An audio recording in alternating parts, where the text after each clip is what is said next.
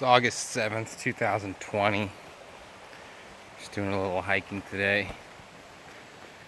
And I wanted to come on here and make a video for the handful of people who watch these videos. But mostly just for myself. Because there's something about being able to put your voice out there. Being able to speak from the heart. And feeling that energy move through. There's something powerful about being able to say, I don't care if the camera's shaky, and really mean it. Really let go and just be like, whatever. Something powerful about that. So,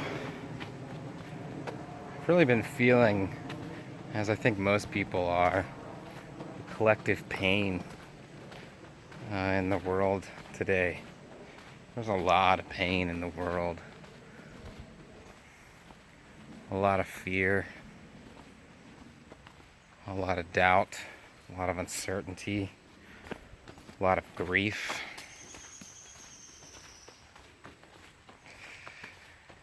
And I think it's just important for us to remember that we're not alone, and that what we're feeling is not ours alone. That we each have a universe inside of us.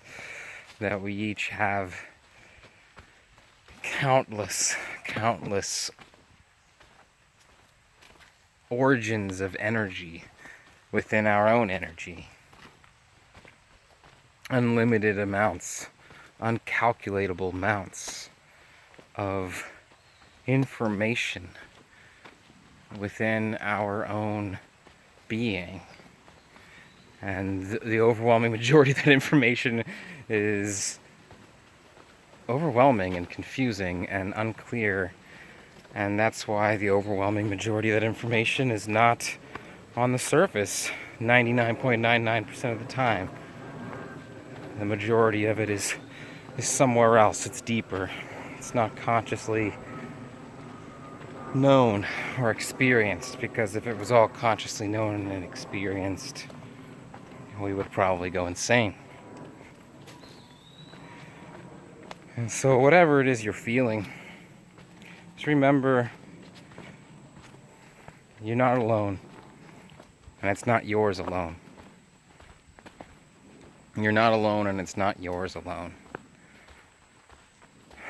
The collective is going through profound transformation. We forget how incredible and terrible of a time it is on the earth. Even before coronavirus, just the overwhelming majority of human history, people lived pretty simple, pretty consistent lives. Not a whole lot changed from generation to generation. And now we are immersed in this experience of complete global transformation. And we're a few generations into it, and we were all born into the middle of it, and so we think this is just normal. We think this is just life. But it's profound how quickly this has all happened. It's unfathomable how quickly this has all happened. I mean, what was the world like 100 years ago? 100 years ago,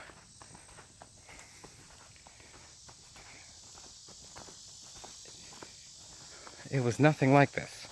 It was absolutely nothing like this. And 100 years before that, it was absolutely nothing like that. But 100 years before that, it had pretty much been the same for thousands of years. Very little change, you know? But here we are, immersed in this profound process where every single generation is born into a world they don't understand, and their parents don't understand, and every generation has to raise the next generation, and if they're humble, say to them, good luck, because I don't know what to tell you, because this is not the world I grew up in. And in this way, we have no elders, we have no community, We have no clear path in front of us, and this was the case before coronavirus. And when many of us felt it, many of us, I think, were unaware. But now it seems impossible to be unaware. Now it seems as if the whole world is being asked to witness themselves and to witness the profound transformation that they have been immersed in. To acknowledge it. To acknowledge their complete and total inability to control any of it.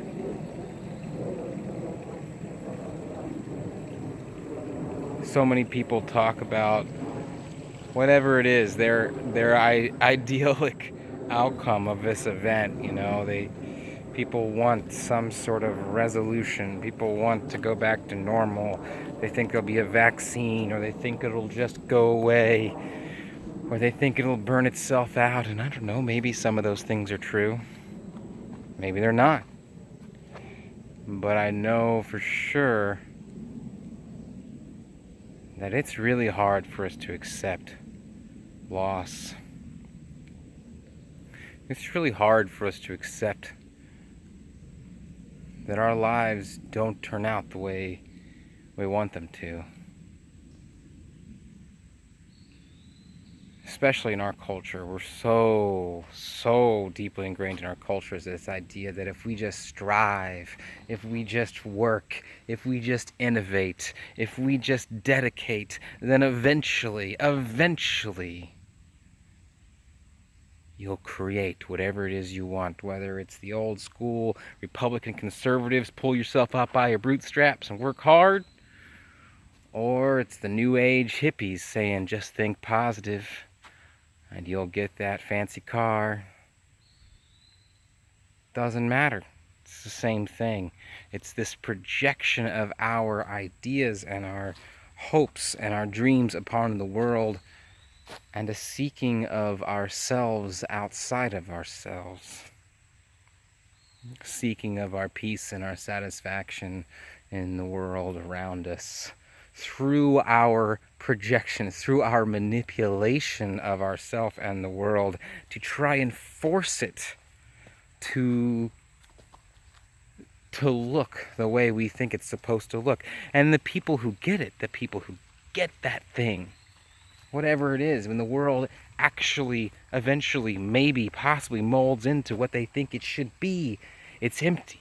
It doesn't have the meaning they were looking for. It doesn't have the depth, and there's always something more that someone needs. And I've come to believe that we are in a culture and a time that's profoundly spiritually malnourished. And some people, they'll say there is no God. Everything's random. And other people will say you need Jesus. We need to return to the old religions. But it seems to me that all of these options are equally spiritually impoverished. Why did we leave the old traditions? Because they left us empty.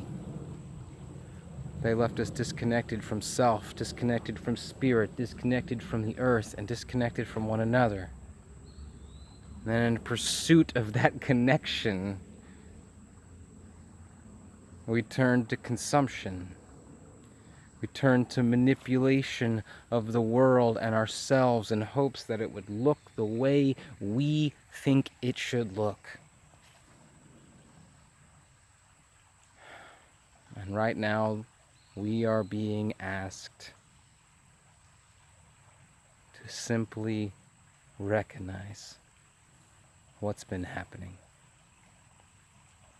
To simply recognize our own spiritual poverty.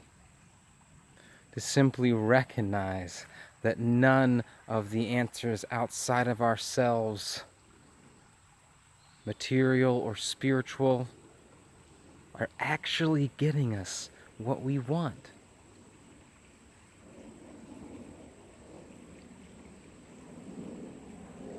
And over time, I think I think this process will reveal more wisdom. But right now,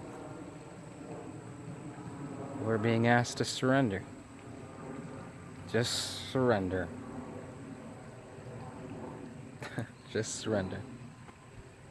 We are not in control here. And safety does not exist in our circumstances.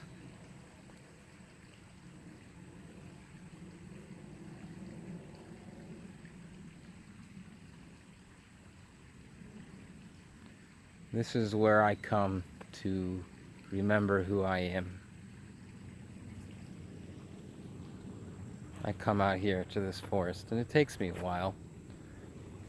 I can witness myself losing my mind, losing my shit, the longer I go away from places like this.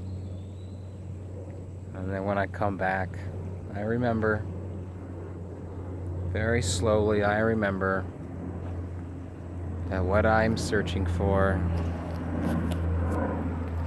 is within me, somewhere. It's within me. As whatever it is that you're searching for is in you.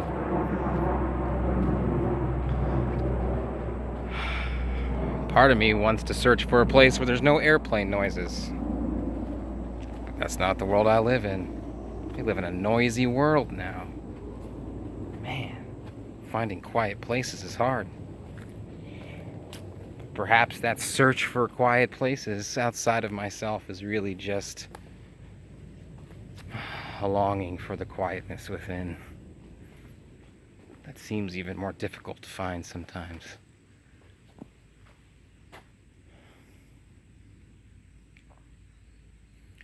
We are not in control.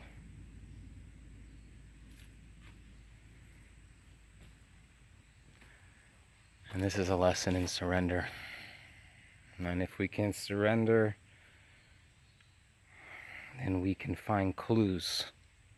We can find the wisdom in the world that's guiding us back to ourselves. Back to that stillness and that truth of who we really are. And it's so difficult to articulate what that means.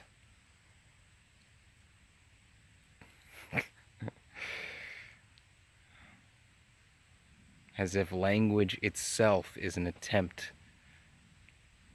to find ourselves outside of ourselves.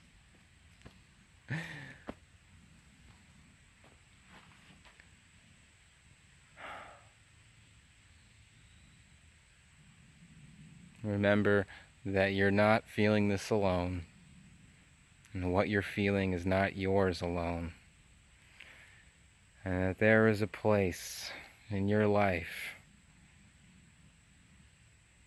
where you can know who you are. And for me, that place right now is here amongst these trees.